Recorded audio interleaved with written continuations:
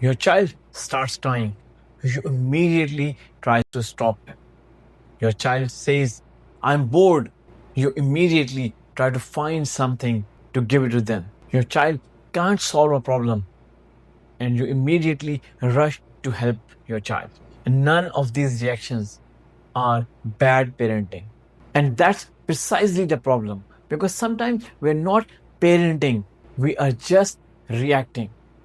Few times it doesn't matter, but if you react the same way for days, for months, for years, then eventually your child will learn how to handle life this way. And that's what I call auto parenting.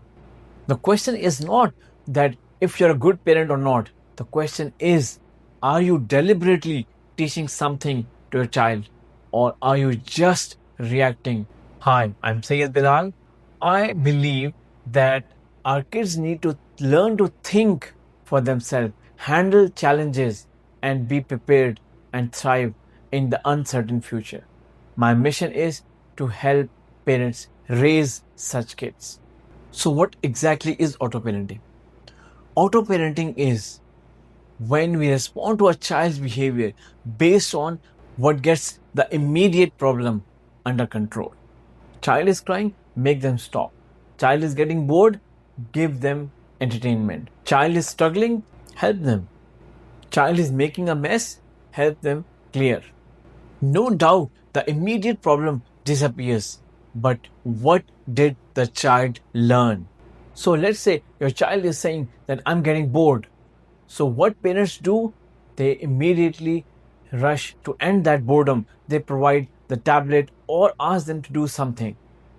What actually they are learning is that when any difficult situation or discomfort arises, someone else outside of them is responsible to give me or tell me something to do. What is intentional parenting?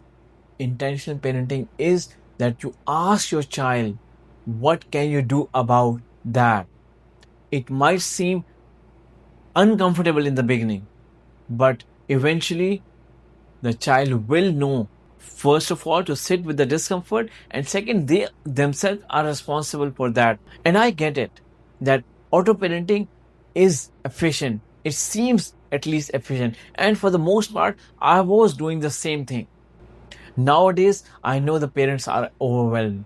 Maybe you're tired, maybe you're cooking, your phone is ringing at the same time, and you have got to work, and the child is showing tantrums. At that time, the thing that comes to your mind is that how can I stop my child and remove the immediate problem? And sometimes it's okay that you yourself solve that problem, but don't make it a pattern that is repeated over and over and over again. Now, the opposite of auto parenting is not perfect parenting. There is no such thing as perfect parenting. It is intentional parenting. It simply means that when you have to do any decision, think of how it will impact your child's future. And you don't have to do it all the time. Occasionally, just ask yourself, what I am teaching my child through this response. Let's say your child says, can you do it for me, please?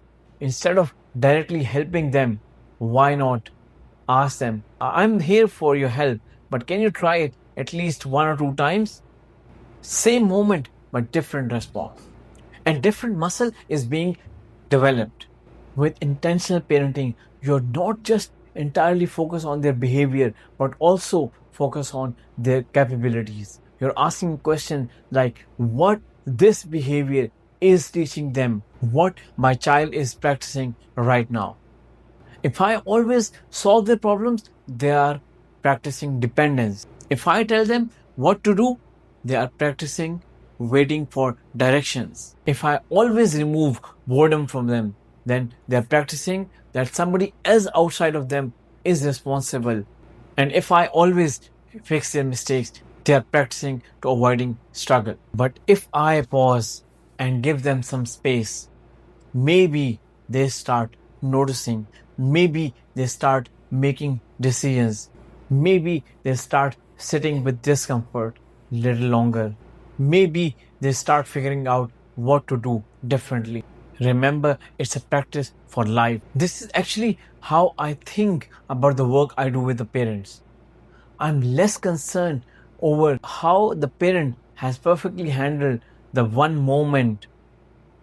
I'm more concerned about how these hundreds of tiny little moments every day we are making our kids explore some ideas. Start with that idea, stick with the idea a little longer, and improve on that idea.